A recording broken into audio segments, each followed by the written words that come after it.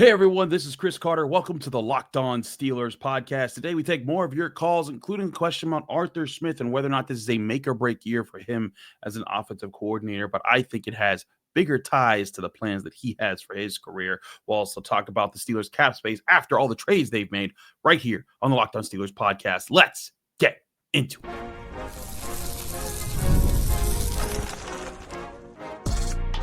You are Locked On Steelers, your daily Pittsburgh Steelers podcast, part of the Locked On Podcast Network, your team every day.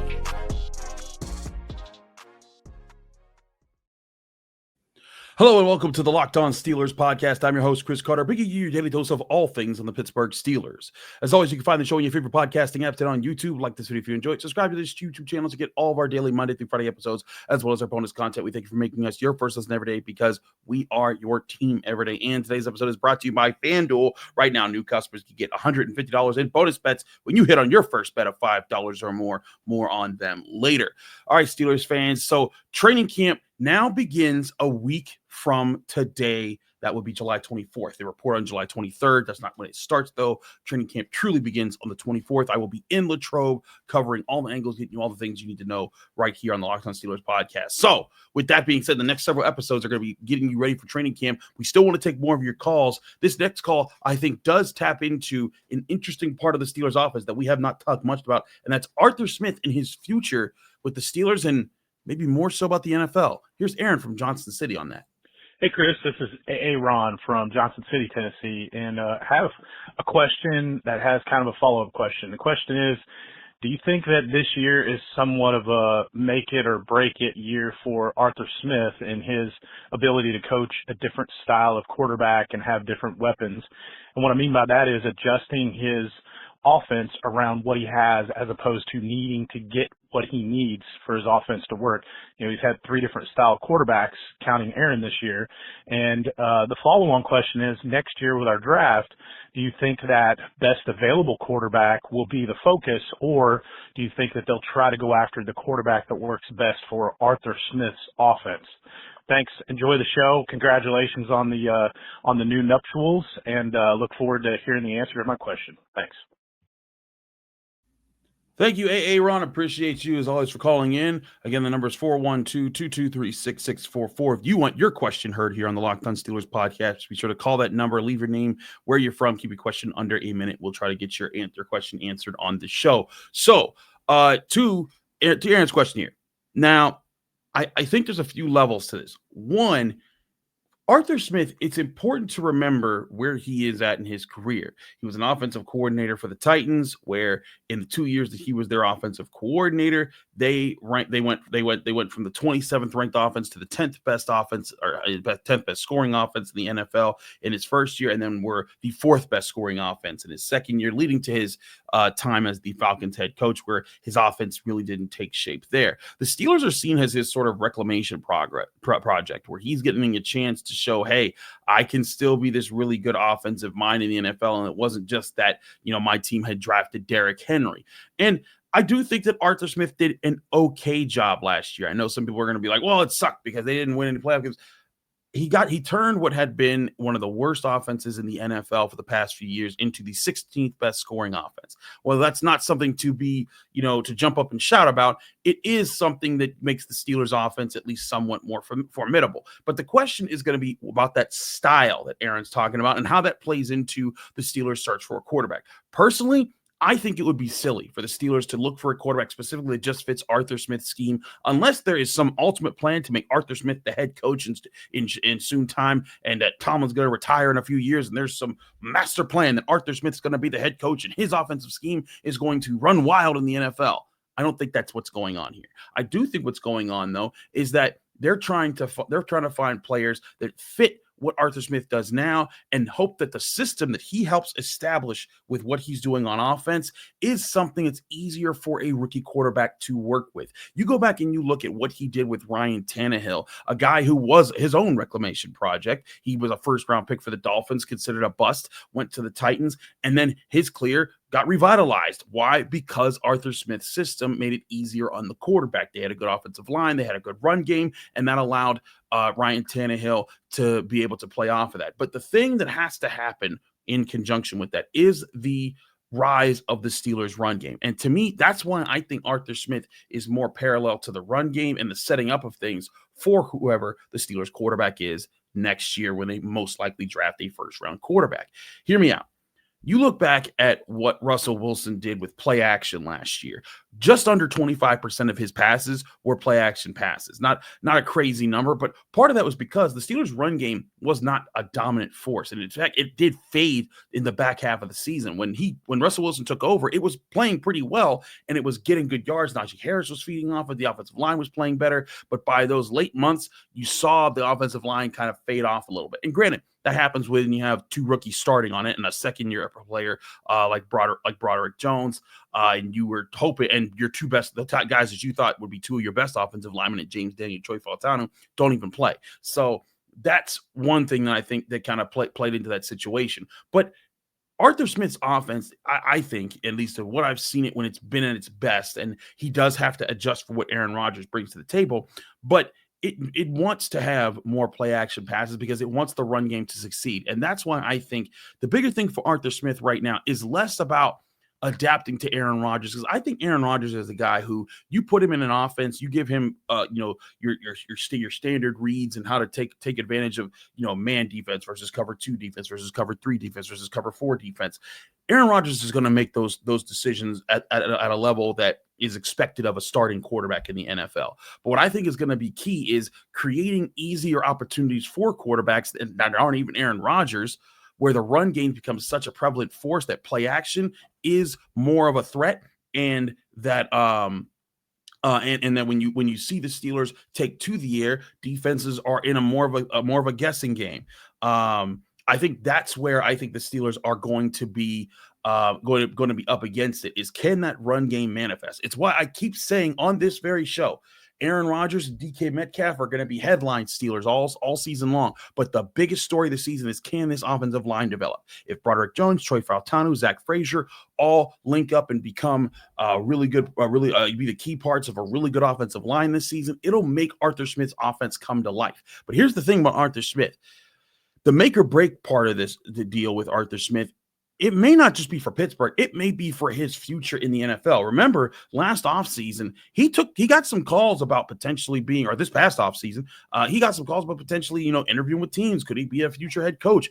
I think Arthur Smith has every intention of being a head coach again. But if the Steelers offense flounders with Aaron Rodgers and it doesn't take off with a rookie quarterback, they're probably going to move on from him after that year and find a guy that's going to be more of a quarterback whisperer at offensive coordinator and let him go. Because again, the Steelers don't fire their coaches. But if Arthur Smith did really well this season, maybe he says, hey, you know what? We got something going here. I'm going to use this opportunity to jump back into the head coaching realm. And then the Steelers get their new offensive coordinator next year. Or let's say that he says, hey, you know what? I really like what we got going on right now. I want to see what rookie quarterback we get. Then I'll quarterback, I'll offensive coordinator of that offense. I think, again, all this ties back into, can the offensive line, can the run game come to fruition? If it can do that, it will really help Aaron Rodgers this year for sure, but it will be the tone setter, the thing that makes everything easier on the rookie quarterback when they draft them, because they want this situation to be a lot like Ben Roethlisberger's. Everything I'm seeing and hearing around the organization, they want a good offensive line with a run game with a top-notch defense that says, hey, young quarterback, we want you to make plays. We want you to take your shots, but we are not going to ask you to carry this team on your shoulders, because they want to make things easier for them and still give them playmakers to be able to flourish as a quarterback. That, I think, is the key for Arthur Smith. And for Arthur Smith, I do think it's important for him to understand what he has to adjust to work with Aaron Rodgers. So that being said, I think that we've gotten more information on the Steelers cap space. I want to talk about that next here on the Locked On Steelers podcast. I'm your host, Chris Carter. Stick with us. We'll be right back. Today's episode is brought to you by FanDuel Sportsbook, the #1 sportsbook in America. Summer sports are in full swing, whether you're all about baseball under the lights, golf on the green, or high-stakes soccer action. FanDuel is the best way to make sure every game is even more exciting. You're already following the action, so why not make it a little bit more thrilling? With FanDuel, you can get in on the game while your friends are getting sunburned at the beach. I've been using FanDuel to track my favorite matchups in the app. Keeps it fresh, while the new daily promotions always have a fun way to bet. It's easy to use, fast to pay out, makes even regular season games feel like must-watch events. Whether I'm placing a same-game parlay or watching a bet ride into the ninth inning, FanDuel makes it easy to feel like I'm part of the action. New to FanDuel, new customers can bet just $5 and get $150 in bonus bets if that first bet of $5 or more wins. Open the FanDuel app today or visit FanDuel.com/lockedon to get started. That's FanDuel, America's #1 sportsbook.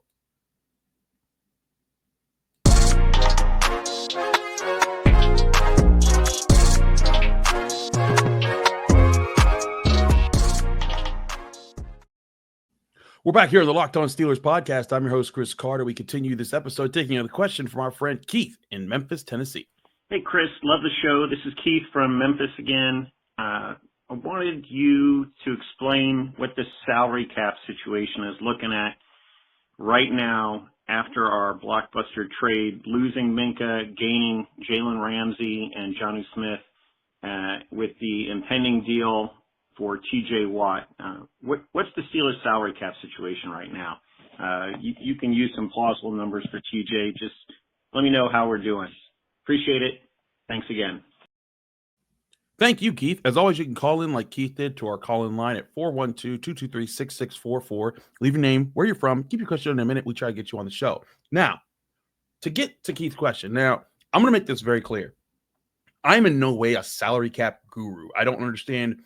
I've tried to learn over the years.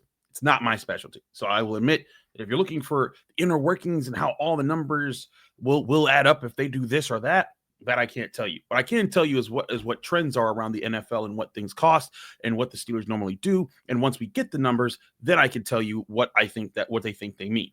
And right now, according to overthecap.com, the Steelers have about $10.5 million in cap space. Now, what does that mean for what they have going forward? It's important to remind everyone that with TJ Watt's potential contract extension, should that happen, he's a $30.4 million cap hit. Most likely, that brings the cap number down this year. That moves a lot of money into the next 2 to 3 years, however long they extend him. I'm imagining a 3-year extension. So I look at that and I think that's probably going to bring that number down significantly if it's cap hit this year, which means you're probably going to get anywhere from $5 to $10 million more added on to this year's team cap space. Typically, the Steelers like to have anywhere from $8 to $10 million going into the regular season available in case there's needed to have wiggle room for a trade or a signing or someone gets hurt and they need to make some sort of move to adjust things in the middle of the season. That's just typically how they've always operated, and I think Omar Khan's going to follow that path. So right now, as it stands, without a TJ Watt contract extension, the Steelers don't have anything lined up that they really have to do. They have their roster. They have a group of young receivers behind DK Metcalf. They have their offensive line, but we all know they could add a few more things. They could add depth to the offensive line, guys that could be more ideal replacements for if key players get injured on the offensive line. They could add a wide receiver too. They could add maybe a more solidified, well, I guess they kind of have their slot cornerback situation. We talked about that with Nick Farabaugh earlier this week. They could add a better free safety like Julian Blackmon. But there's plenty of moves to be available. But that's just why I do think more moves are coming, because they're going to have that wiggle room. Not only do you have TJ Watt's contract, you can move other money down the line. You can move Cam Heyward's down the line. You just signed something with Jalen Ramsey.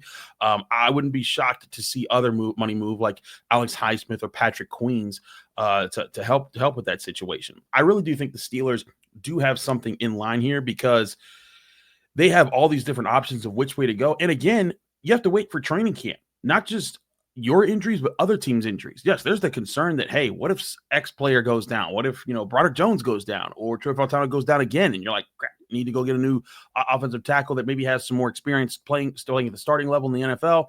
We'll make a move that kind of moves some money around, and we have the wiggle room to do that. That's what you're preparing for. But you're also preparing for, let's say, another team is saying, hey, you know what? We have this extra wide receiver that's a really good wide receiver too, but we already have a wide receiver 1 and 2 wide receiver 2s. We need to move this guy because we're not going to be able to pay him. We want some return. And then you think, okay, here's a 2027 third round pick or something like that. Something that doesn't impact this upcoming draft. Or you say, hey, where do the Steelers have maybe an abundance of players? Maybe you say, hey, does someone want Cole Holcomb as a veteran linebacker, who could come in and he's healthy now? And you could swap someone there. And so you could say, hey, we'll give up our extra starting linebacker that we have on our roster to get a better wide receiver upgrade, or a swing tackle that could be an ideal player to replace Broderick Jones or Troy Fautanu should they get injured, or a starting free safety that's just really good, or any along those lines. So that's where I think the Steelers are leaving themselves necessary wiggle room with this right now, because I look at this cap space and it's not a whole lot right now, but again, Omar Khan is doing a big job to try to keep 2026 as a very maneuverable season. Right now, the Steelers have $73.6 million in cap space going into that season. That will probably drop significantly to like $33 million once TJ Watt signs his extension. And granted, it could also be less than that because, again, when you sign guys to new contracts, it's not the average per year basis, which I'm estimating a $41 million cap hit or so, $41 million for 3 years is what I think TJ Watt's extension is going to be approximately. And so if that happens, estimating for that should leave you with about $32 million in cap space as projected right now for the 2026 season. There's still plenty of wiggle room to have. You'll still draft your quarterback. And again, if you're doing a good job with the players that you're developing, you're not going to need to sign as many free agents next season. And if you want to move players, you'll have plenty of players to move on. Jalen Ramsey will be owed no dead money. So if Jalen Ramsey doesn't work this year, you can get rid of him. That's $19.5 million right away to your to your stuff. If you to your cap space, excuse me. So I look at that. I see that as an opportunity. If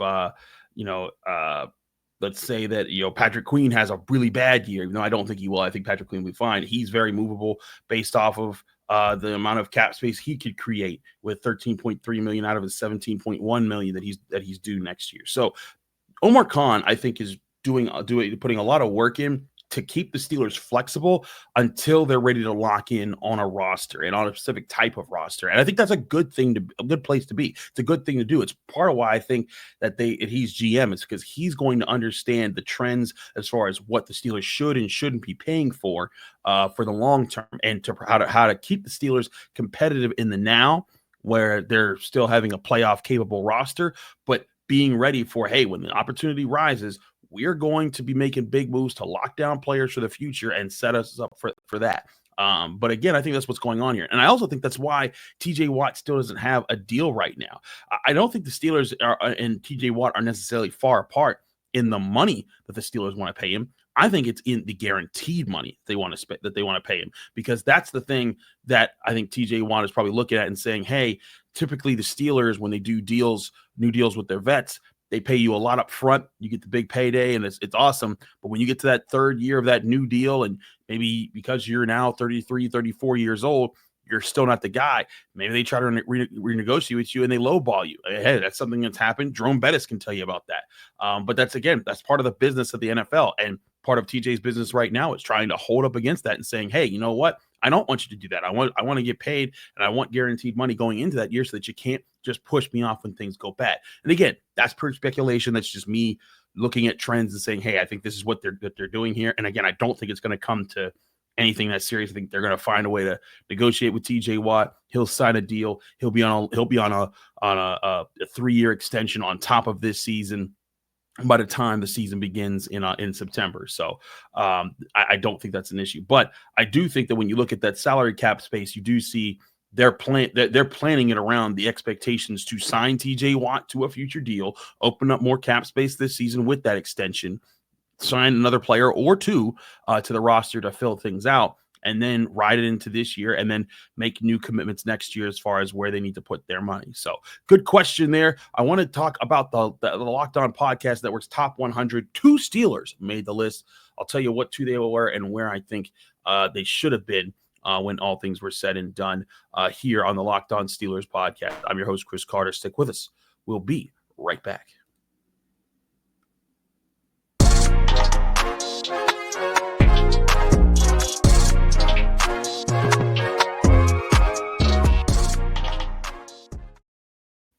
Back here on the Locked On Steelers podcast, I'm your host, Chris Carter. We continue our episode here today. No more calls in this episode. We're going to dive into something that the Locked On Podcast Network did as a whole over the past few weeks. There was a poll put out to all of our hosts, and we all put our rankings in on where we thought players should be ranked in the top 100. Well, the NFL's doing their top 100. The Lockdown Podcast, we want to do our own top 100 of NFL players. So with that being said, there were 2 Steelers named to the list. I'm pretty sure you can guess which ones they are, and those would of course be T.J. Watt and Cam Heyward. But the question isn't just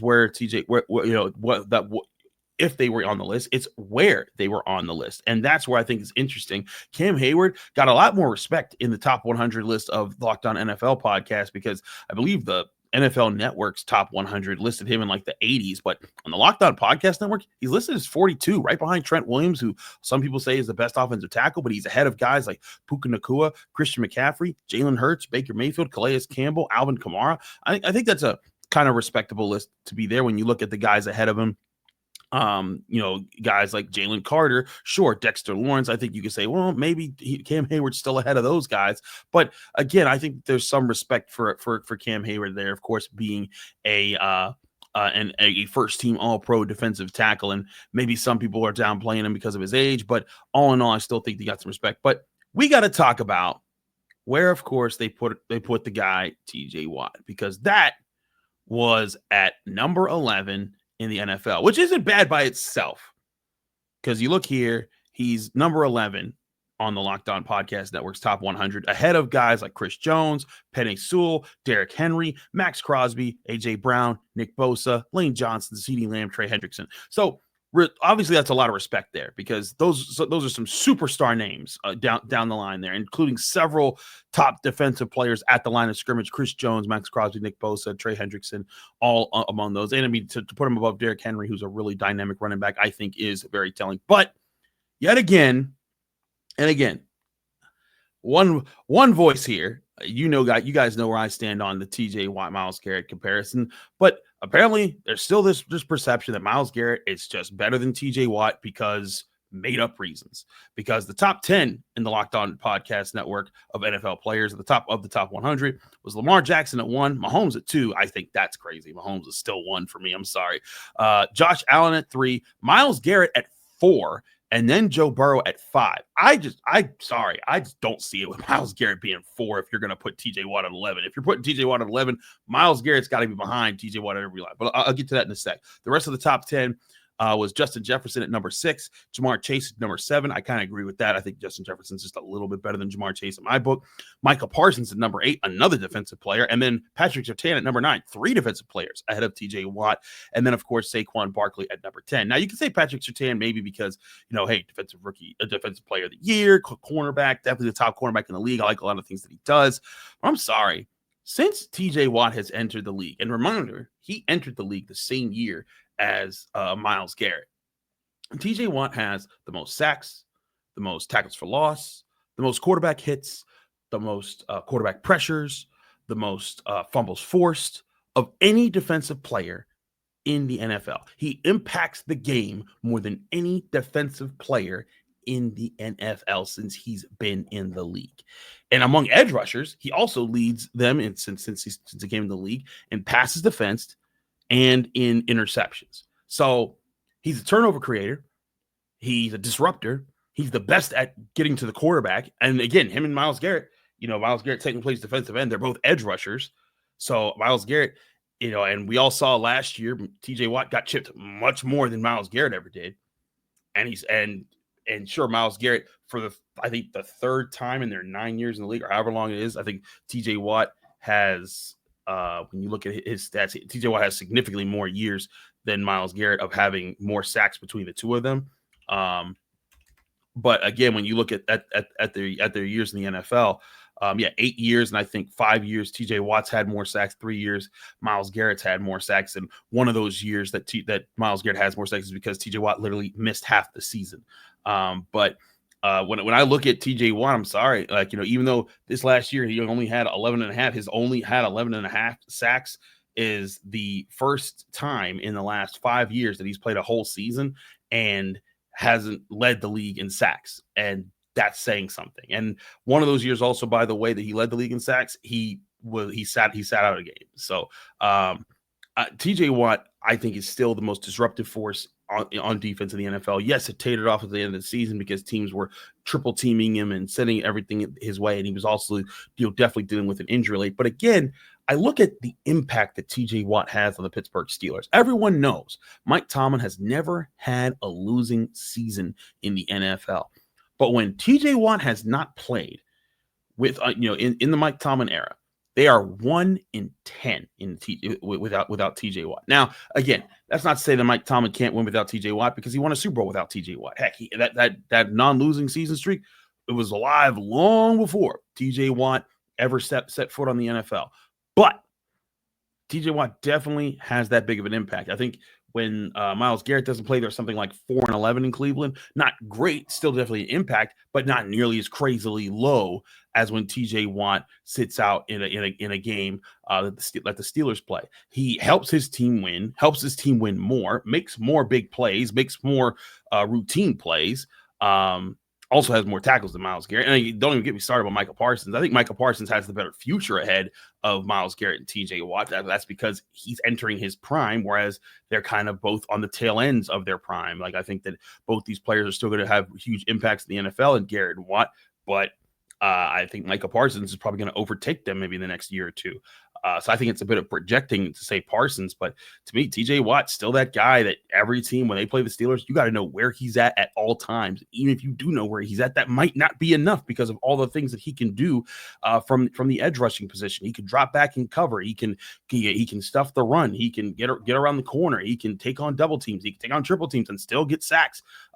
He can work in tandem with people. I think that he has proven time and time again to be that guy. Now, if TJ Watt falls off this year, well, there you go. Then you'll finally say, okay, well, finally, TJ Watt isn't the most dominant force in the NFL. But from 2017 until now, and again, both him and Garrett have entered the league, there's no doubt when you look at the stats who is better across the board. And again, you can say quarterback, pass rush, win rate, whatever that is. I'm sorry, pressures are what determine if there's a win, and TJ Watt pressures the quarterback more. And if you want to say, oh, what about recently? Okay, in the last 5 years, TJ Watt has more sacks, more all those numbers I just gave you, and has played less games than Myles Garrett in the last 5 years. So I think there's a cloak over people's eyes. They want to believe that Myles Garrett's better just for reasons, whatever. I still think that TJ Watt, you can tell he gets respect by getting number 11, but if Myles Garrett's top 10, he should be one spot ahead of him because he's been better than him for pretty much his entire career. And I think that it's short-sighted to put that many more defensive players above him. Still think it's interesting. Lamar Jackson is the number one player. Man, I know that Patrick Mahomes and the Chiefs took a step back a little bit the list this year when it came to offensive prominence. But I'm sorry, I have a hard time picking against the quarterback who has made, 5 of the last 6 Super Bowls, and he's been the driving force of that. Yeah, and I agree with Lamar Jackson over Josh Allen. I think that's the case, and I think both of them over Joe Burrow at this point. Sure, but Lamar Jackson, number one. Let me know what you think is the craziest part of these top 100 Locked On NFL rankings, and if you think that maybe there should have been. You know what was crazy about the NFL Network's top 100 rankings? Patrick Queen made the rankings at 75. I think it was 75. He was ranked ahead of Cam Heyward, which I thought that was bizarre. But and again, that's not to slight Patrick Queen. That's saying Cam Heyward deserves to be ahead of him. I think that Patrick Queen's fine in the top 100. Cam Heyward should be ahead of him, though, because both are very good players, but Cam Heyward is an elite player. I think Patrick Queen could turn into an elite player. I think he has a lot of potential, and people have to remember he's still very young at the linebacker position. He's been in the NFL a while, but I think he's only 26, 27. He's entering his prime as a linebacker. So, but he didn't make this list. Let me know if you think there were some other Steelers that should have made this list and other team players who you think will make this list after this season. This has been another episode of the Locked On Steelers podcast. I'm your host, Chris Carter. Thanks so much for tuning into the Locked On Steelers podcast. A reminder, you can find this show every day, Monday through Friday on your favorite podcasting apps and on YouTube. Like this video if you enjoyed. Subscribe to this YouTube channel to get all of your daily Monday through Friday episodes. You can find me, again, at Carter Critiques on all your social media apps here. Read me at the Pittsburgh Post-Gazette. We'll be back Friday with another episode of the Locked On Steelers podcast. We'll see you then.